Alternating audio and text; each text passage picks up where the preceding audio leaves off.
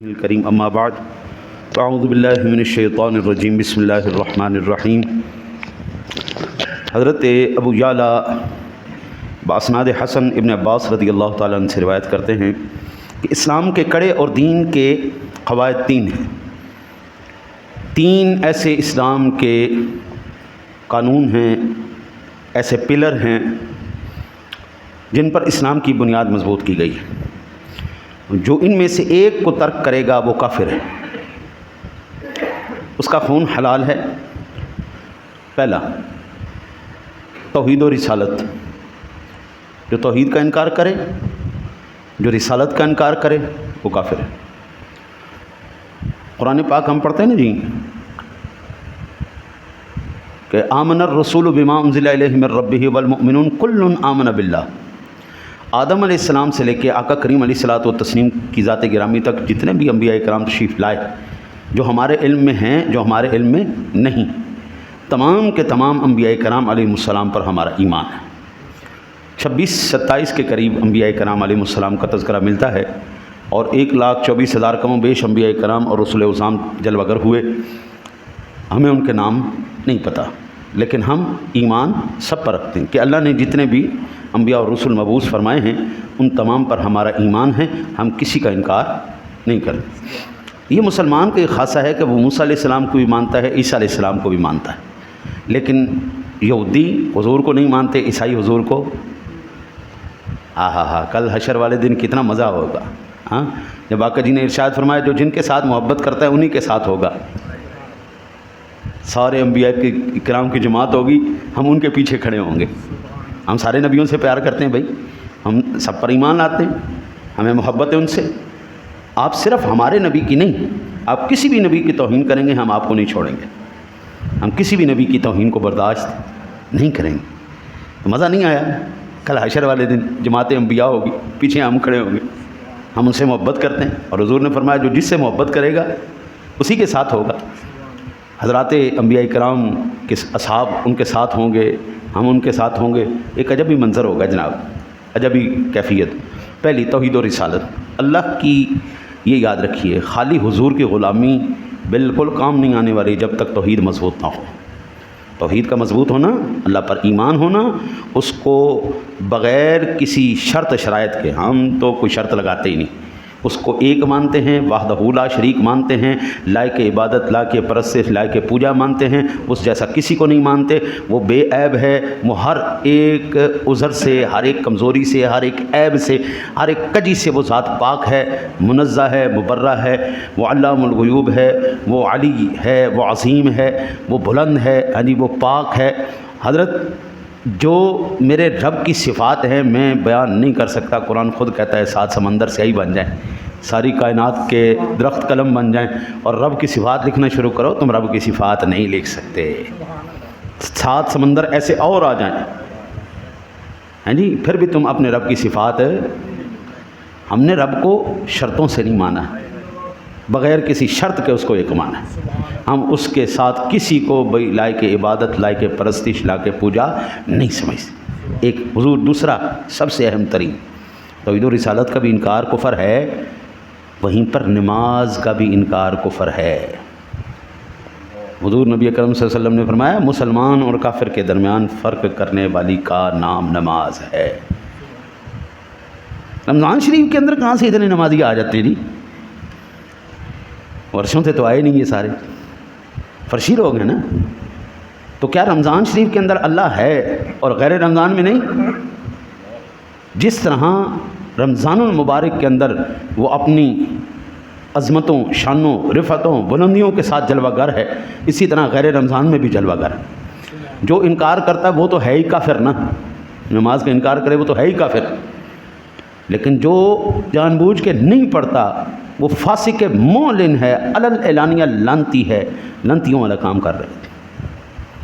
جو بندے کو آپ کہیں نا نماز چالی یار نماز پڑھیے، تو آگے سے کہ چل جا بڑا نمازی توں ہے، اپنی جا کے نماز پڑھ، انہیں نماز نے سانو نہیں بخشوانا، اتھے ہی کافر ہو گیا، وہیں پہ کافر۔ اس نے نماز کی تحقیر کی، توہین کی، نماز کو اس نے ہلکا جانا۔ یہ رب کے فرائض میں سے ہے، دین کے ستونوں میں سے، اس کی توہین کرتا ہے. جو کرے لے تو لال کرے ہے نہیں. اچھا حضرت آپ چلیں, میں آ رہا ہوں.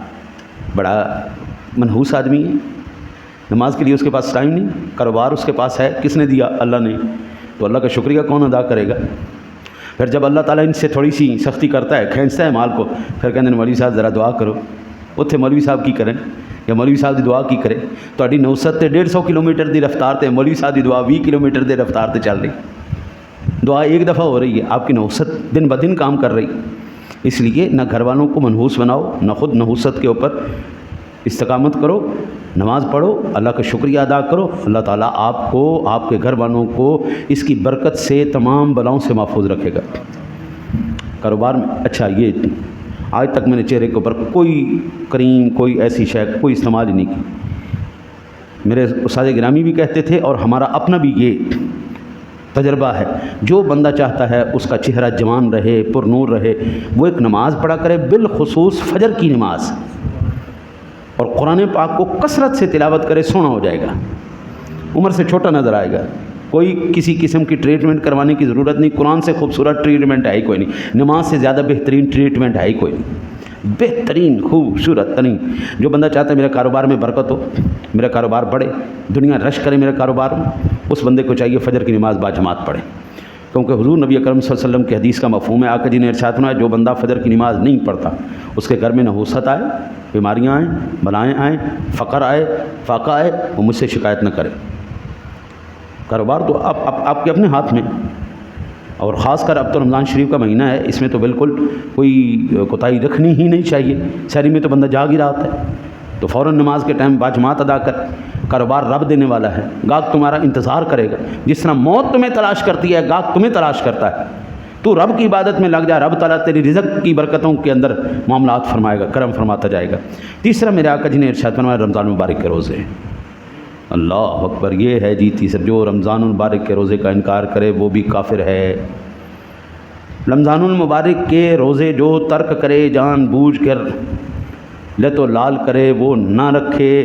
صحت مند بھی ہے, بیماری بھی کوئی نہیں, مقیم بھی ہے, رکھ بھی سکتا ہے, لیکن نہیں رکھ رہا, اس کی کوئی ویلیو ہی نہیں, اس کی کوئی اہمیت ہی نہیں. چل پھر میرا پتر شاباش, تیرا اسلام نال بھی کوئی تعلق نہیں.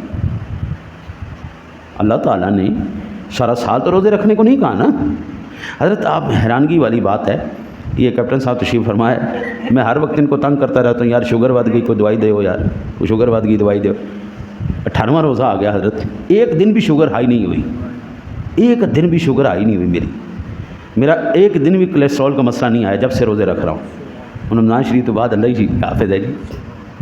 یہ برکتیں ہیں. روزہ رکھنے سے کوئی مر نہیں جائے گا, روزہ رکھنے سے اللہ تعالیٰ اس کی صحت میں برکت ہی عطا فرمائے گا, اللہ تعالیٰ کرم ہی فرمائے گا انشاءاللہ تعالیٰ العزیز. یہ تین میرے آقا نبی اکرم صلی اللہ علیہ وسلم, ایک روایت میں جو ان میں سے ایک کو ترک کرے وہ اللہ تعالیٰ کے ساتھ کفر کرتا ہے, اس کا فرض اس کا نفل کچھ قبول نہیں. ایک سیٹھ صاحب ہے جی, چنگے بھلے پیسہ ہونا کول, وہ جناب صدقے خیرات کیے جا رہا ہے, کیے جا رہا ہے, کیے جا رہا ہے, نہ نماز پڑھ رہا ہے نہ روزہ رکھ رہا ہے. صدقے خیرات دبا کے کر رہا ہے, دسترخوان کھول رہا ہے, راشن بانٹ رہا ہے دنیا کے اندر. مجھے یہ رمضان شریف جب شروع ہوا نا جی, مجھے میسیج آیا, اپنے شناختی کارڈ بھیجو تو راشن دئی. میں کہا الحمدللہ اتنا میں کما لیتا ہوں کہ مجھے کسی کی خیرات اور بھیک کی ضرورت نہیں ہے. الحمدللہ میرے اتنا مجھے اللہ تعالیٰ بڑا سونا دے رہا ہے. خیرات بھیک مانگنے کی ضرورت کیا ہے, تیرے سے کیوں مانگوں؟ وہ مجھ سے بول اسباب نہیں بیٹھا, اس کو نہیں پتہ مجھے ضرورت ہے. ہم وہ جڑے ڈیرا لا کر رب دے گھر بیٹھے ہیں, ساڈا انتظام خود ہی کر دینا, سانو کی تکلیف ہے. حضور مجھے یہ حکم دیا ہے, تو پڑھ, تو پڑھا, تو عبادت کر, تیرے رزق کا انتظام میرے ہاتھ میں ہے. خدا کی قسم ایک دن بھی رب نے مجھے محتاج نہیں ہونے دیا. وہ کیوں دے دی؟ مجھے اس کی ذات پر یقین ہے. آج ایک بندہ مجھے راشن دے گا, کل کون دے گا, اگلے مہینے کون دے گا؟ حضور ایک دن کوئی دیتا ہے, ایک مہینہ کوئی دیتا ہے. بڑا کوئی نواب آدمی ہو 2 مہینے دے دے گا, بڑا سخی آدمی ہو 3 مہینے دے دے گا. میرا تو پورا ٹبر ہے, انہوں کون پالے گا؟ تو تیسرے مہینے تو بعد جب انہیں نہیں دیتا تو میں کہنا ہے بڑا بغیرت آدمی ہے جی. پہلے سانو بیکاری بنا دیتا, ہوں جو سانو بھیک دی عادت پہ گئی, ہوں دینا ہی نہیں. تو ہم اس ذات سے کیوں نہ سوال کریں جو دے کے احسان نہیں جتاتا. ہم مانگے وہ خوش ہوتا ہے. ہاں اے دیکھ اے میرا بندہ، اے میرا بندہ، دیکھا انہوں پتہ ہے میں دینا، اس کو پتہ ہے میں دوں گا. اس لیے نہ مانگو اللہ ناراض ہو جاتا ہے. اچھا ہوں تو اتنا وڈا ہو گیا تینوں ساری لوڑ ہی کوئی نہیں، ساڈے کرم دی، ساڈے فضل دی، ساڑی نعت دی تینوں لوڑ ہی کوئی نہیں. جا پھر پترا رلدا پھر. حضرت جی رب سے مانگے تو خوش ہوتا ہے، نہ مانگے تو ناراض ہوتا ہے. دنیا والے سے مانگے تو ناراض ہوتا ہے، نہ مانگے تو خوش ہو جاتا ہے. اللہ سے نہ مانگو ناراض ہوتا ہے، دنیا والے سے نہ مانگو وہ خوش ہو جاتا ہے. پھر ہم اس سے سوال کیوں نہ کریں مولا اے دیکھ منگن دا ڈنگ بھی کوئی نہیں، ساڈے کول سوال بھی کوئی نہیں، اپنے کرم نال آپ ہی دے دے. جو تو جانتا ہے مجھے ضرورت ہے اپنے کرم سے دے دے. لوڑ دی تھوڑ نہ دیں، زیادہ دی لوڑ کوئی نہیں. مالک لوڑ دی تھوڑ نہ دے، جتنی ضرورت ہو مالک اتنا دینا، اتنا نہ دینا کہ آنے کے بعد ہم تجھے ہی بھول جائیں. اللہ جب کسی کے اوپر غضبناک ہوتا ہے، اتنی دنیا اتنی دنیا اتنی دنیا اللہ اس بندے کو دے دیتا ہے، رب بھی بھول جاتا ہے اس کو. آپ کا 1.5-2 ارب روپے کا کاروبار ہو جائے تو سر کتنے نماز پڑھنی؟ 1.5-2 ارب روپے کا کاروبار ہو جائے، 4 کنال دی کوٹھی ہو جائے، وہ 5-4 کاراں آ جان، 8-10 نوکر آ جان، 2-4 فیکٹریاں آ جان، کتنے نماز پڑھنی کسی؟ روزہ کتنے رکھنا؟ وہ روزہ غریباں دا کام ہے، وہی بات ہے نماز پڑھنا ہے جٹ فقریاں دا کام ہے.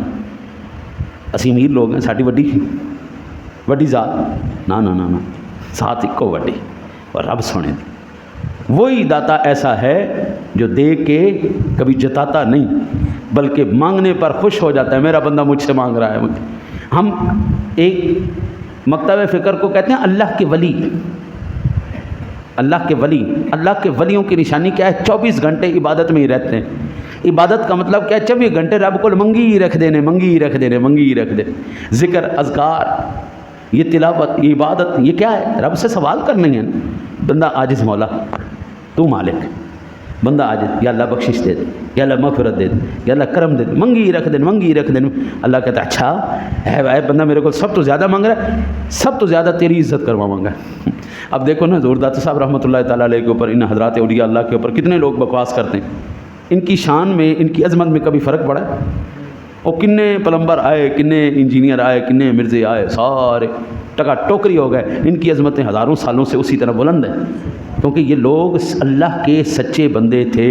ان کو TRP کی ضرورت نہیں ہوتی، ان کو کسی بھی ایڈورٹائزمنٹ کی ضرورت نہیں ہوتی، ان کو کسی بھی ویو کی ضرورت نہیں ہوتی. یہ خالصتاً رب کو راضی کرتے ہیں. اور اللہ قرآن میں کہتا ہے فذکرونی اذکر، تو میرا ذکر کر، میں تیرا ذکر کراں گا. تو فانی ہے، تو 50 سال 60 سال 70 سال کے بعد مر جائیں گا، تو میرا ذکر کرنا بند کر دیں گا، لیکن میری ذات باقی ہے، میں تیرا ذکر کرتا رہاں گا.